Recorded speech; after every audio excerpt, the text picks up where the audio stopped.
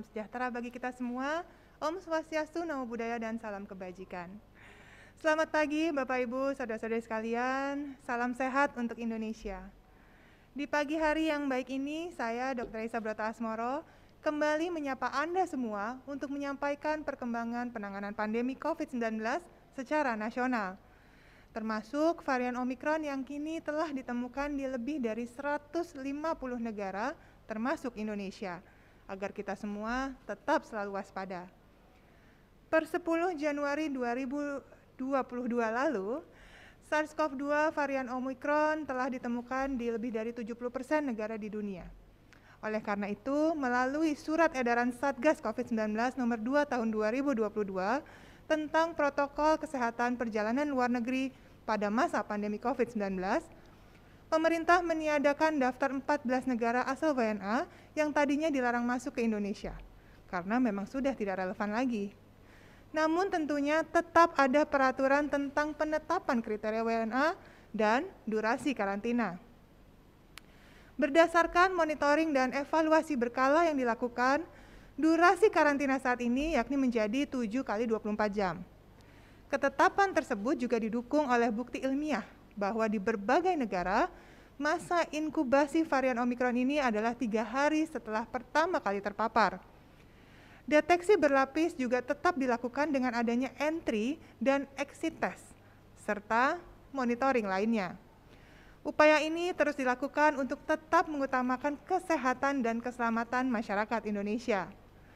Nah, terkait dengan penanganan pandemi COVID-19 per tanggal 18 Januari 2022, saya ingin menyampaikan kabar baik terkait update secara nasional bahwa kemarin sebanyak 564 orang telah dinyatakan sembuh. Berarti total pasien yang sembuh dari COVID-19 telah bertambah menjadi lebih dari 4,1 juta orang. Sampai tanggal 18 Januari 2022, pasien COVID-19 varian Omikron sudah diketahui berjumlah 882 orang, di mana sampai tanggal 14 Januari diketahui sebanyak 276 telah selesai isolasi. Artinya telah dinyatakan sembuh. Kita doakan semoga yang masih menjalani isolasi juga akan segera sembuh. Terkait dengan kesembuhan, berita baik lainnya yang bisa saya sampaikan adalah bahwa pemerintah terus menjamin ketersediaan obat COVID-19 dalam negeri. Tentunya untuk mengantisipasi gelombang lanjutan virus SARS-CoV-2. Salah satunya dengan menyiapkan obat antivirus baru, yakni Molnupiravir dan Paxlovid, di mana Kemenkes sudah mengamankan 400.000 tablet Molnupiravir yang sudah disiapkan PT Amarox. Dan diharapkan pada bulan April atau Mei 2022 sudah mulai bisa menjadi produksi dalam negeri. Alhamdulillah, kemajuan ini menjadi salah satu penyemangat kita semua untuk terus dapat mengatasi pandemi ini. Meski demikian, Bapak, Ibu, dan saudara-saudari sekalian, kita menghadapi kenaikan kasus konfirmasi positif dalam 1 pekan belakangan, terutama dengan kasus konfirmasi positif sebanyak 1.362 orang per 18 Januari 2022 kemarin.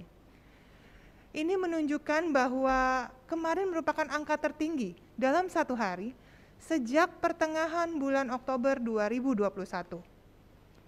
Ingat pengalaman kita tahun lalu, setelah libur Nataru dan Idul Fitri, di mana ada kenaikan mobilitas dan pelonggaran protokol kesehatan menyebabkan lonjakan kasus yang luar biasa. Maka mari jangan kita ulangi kembali kenangan buruk tersebut.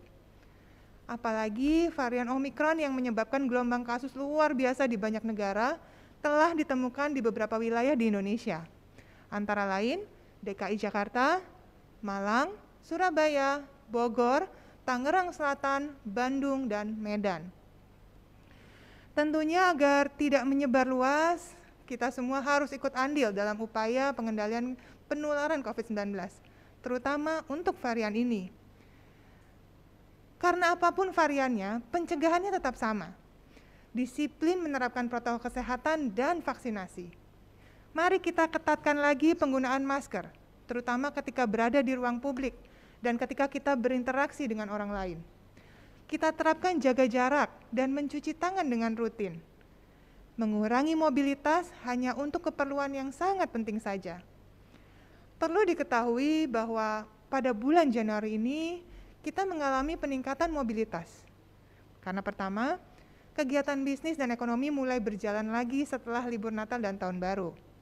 Kedua, kedatangan wisatawan yang baru saja kembali dari luar negeri. Yang ketiga, adanya resiko transmisi terhadap anak-anak yang di sekolah yang sudah menyelenggarakan pembelajaran tatap muka. Nah, di awal tahun 2022 ini kegiatan bisnis dan ekonomi yang sudah kembali berjalan. Oleh karena itu, Kementerian Perhubungan juga kemudian mengeluarkan data bahwa selama periode Nataru dari 24 Desember 2021 hingga 2 Januari 2022 terjadi peningkatan rata-rata penumpang kendaraan umum sebanyak 13,91% jika dibandingkan dengan periode yang sama pada tahun lalu. Nah, hal tersebut penting untuk dijadikan pengingat bahwa kita harus selalu patuh terhadap protokol kesehatan saat menggunakan transportasi umum, saat beraktivitas di ruang publik, dan terapkan protokol kedatangan saat kembali ke rumah agar resiko penularan berkurang. Sepanjang tahun 2021, jumlah kedatangan warga negara Indonesia yang melakukan perjalanan ke luar negeri mencapai 514.251 jiwa. Nah, ini perlu dijadikan catatan penting bagi seluruh masyarakat yang usai melakukan perjalanan ke luar negeri untuk patuh melakukan karantina secara tertib, agar resiko penyebaran virus COVID-19 dapat dihindari.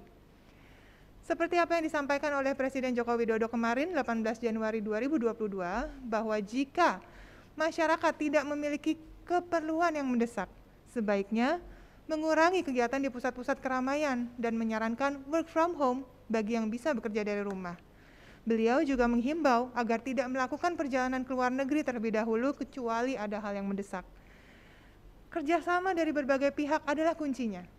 Dan kita, masyarakat, memegang peranan utama dalam faktor utama pencegahan untuk dapat selalu mendukung upaya-upaya yang telah dilakukan. Salah satu contohnya yakni segeralah mendaftarkan diri untuk mendapatkan vaksinasi. Apapun jenis vaksinnya, semua terbukti memberikan perlindungan yang efektif terhadap semua varian, sehingga tidak perlu pilih-pilih merek vaksin. Pastikan kita dan orang sekitar mendapatkan dosis vaksinasi lengkap. Mari kita bantu mereka untuk memberikan pengertian dan pemahaman tentang pentingnya vaksinasi bagi diri sendiri dan orang-orang di sekitarnya. Mari bantu pemerintah untuk mendorong daerah-daerah yang belum mencapai 70% dari sasaran vaksinasi. Nah, Bapak Ibu, saudara-saudari, alhamdulillah, puji syukur kepada Allah Subhanahu wa taala bahwa jumlah dosis vaksinasi yang sudah disuntikan kepada masyarakat Indonesia per 18 Januari kemarin telah berhasil melampaui 300 juta dosis. Tentunya ini juga berkat kerjasama Bapak Ibu saudara-saudari semuanya. Pada pagi hari ini saya juga ingin menjelaskan sedikit terkait vaksin booster atau suntikan ketiga vaksin COVID-19. Berdasarkan hasil studi, memang terjadi penurunan antibodi 6 bulan setelah dosis primer atau dosis lengkap sebanyak 2 dosis penyuntikan atau 1 dosis jika Anda menggunakan Janssen. Sehingga dibutuhkan pemberian dosis lanjutan atau booster untuk meningkatkan proteksi individu, terutama pada kelompok masyarakat rentan. Komite Penasehat Ahli Imunisasi Nasional atau ITAGI berdasarkan kajian melalui surat ITAGI nomor SR-2/2022 mengenai kajian vaksin COVID-19 dosis lanjutan, menganjurkan pemberian booster ini untuk memperbaiki efektivitas vaksin yang telah menurun. Nah, sehubungan dengan kajian dari ITAGI, Badan POM kemudian pada tanggal 12 Januari 2022 juga telah mengeluarkan 6 merek vaksin yang disetujui untuk digunakan sebagai booster, yakni Sinovac, CoronaVac, Pfizer, AstraZeneca, Moderna, Zivivax, dan Janssen. Lalu kemudian pada tanggal 11 Januari 2022, Presiden Joko Widodo juga telah menyetujui bahwa vaksinasi booster ini gratis bagi seluruh rakyat Indonesia. Syaratnya adalah bagi yang 18 tahun ke atas, diutamakan bagi lansia dan yang memiliki penyakit imunokompromis, serta wilayahnya sudah melampaui 70% dari target sasaran vaksinasi. Kemudian pada tanggal 12 Januari 2022 kemarin, Badan POM juga kemudian mengeluarkan panduan padanan vaksin yang bisa digunakan. Dapat berupa vaksin yang homolog atau vaksin yang sama dengan vaksin primer, ataupun heterolog yang merupakan vaksin yang berbeda dengan vaksin primer. Nah, berdasarkan keputusan tersebut, pada tanggal 12 dan 18 Januari kemudian pemerintah, yakni Kementerian Kesehatan Republik Indonesia, menyesuaikan dengan jumlah dan stok vaksin yang tersedia di Indonesia. Kemudian mengeluarkan panduan bahwa selama bulan Januari ini, maka penerima vaksin primer Sinovac dapat menggunakan setengah dosis Pfizer atau setengah dosis AstraZeneca sebagai booster. Sedangkan penerima vaksin primer AstraZeneca dapat menggunakan setengah dosis Moderna atau setengah dosis Pfizer. Nah, maka bagi yang sudah 6 bulan mendapatkan vaksin dosis kedua, segeralah cek jadwal dan tiket vaksinasi pada website atau aplikasi Peduli Lindungi, yakni pada menu riwayat dan tiket vaksin. Ingat bahwa jenis vaksin yang akan diterima tentunya sesuai dengan riwayat dan padanan vaksin booster tersebut juga bisa berubah sewaktu-waktu, sesuai ketersediaan vaksin di layanan vaksinasinya. Nah, Bapak Ibu, saudara-saudari sekalian, data Kemendikbudristek menunjukkan bahwa 99% satuan pendidikan di Indonesia sudah memenuhi syarat untuk melakukan PTM terbatas. Dari data tersebut, kami menyampaikan kepada hadirin sekalian, terutama kepada orang tua nih, yang sudah memiliki anak dan sudah melakukan pembelajaran tatap muka, bahwa agar selalu waspada terhadap resiko penularan COVID-19.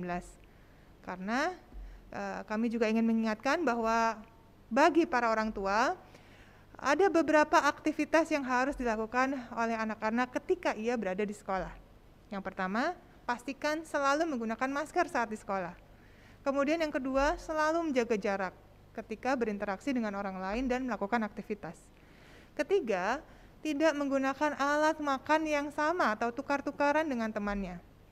Keempat, hindari kontak fisik dengan tidak berpegangan atau bersalaman langsung dengan teman dan guru. Selanjutnya, sebagai orang tua, kita juga harus melakukan langkah-langkah pencegahan supaya anak-anak tetap aman ketika menjalani pembelajaran tatap muka. Yang pertama, pastikan tetap melakukan vaksinasi. Ingat, ini merupakan benteng utama agar resiko anak-anak yang sedang menjalani PTM ini tidak besar, ya.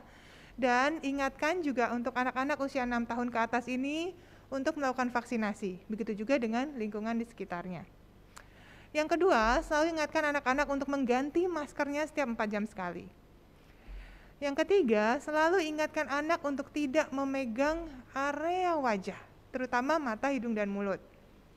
Yang keempat, ingatkan dan pantau selalu cara mencuci tangan yang baik atau gunakanlah hand sanitizer setelah anak-anak memegang barang-barang di sekitarnya. Nah, kemudian setelah selesai melakukan pembelajaran tatap muka, sesampai di rumah, harus langsung menerapkan protokol kedatangan, langsung bersih-bersih. Nah, Bapak Ibu saudara-saudari, apa saja yang bisa kita lakukan untuk mencegah dan mengendalikan penyebaran virus Omikron ini?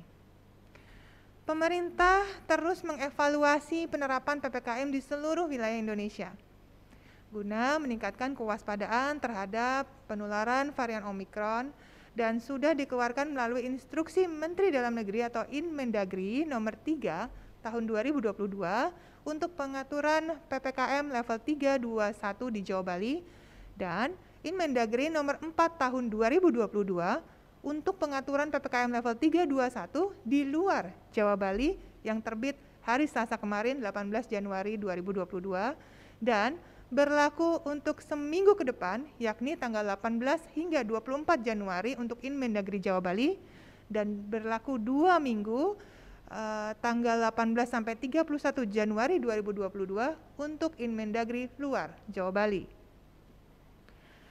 Secara garis besar, pemerintah mempertahankan metode PPKM Nataru.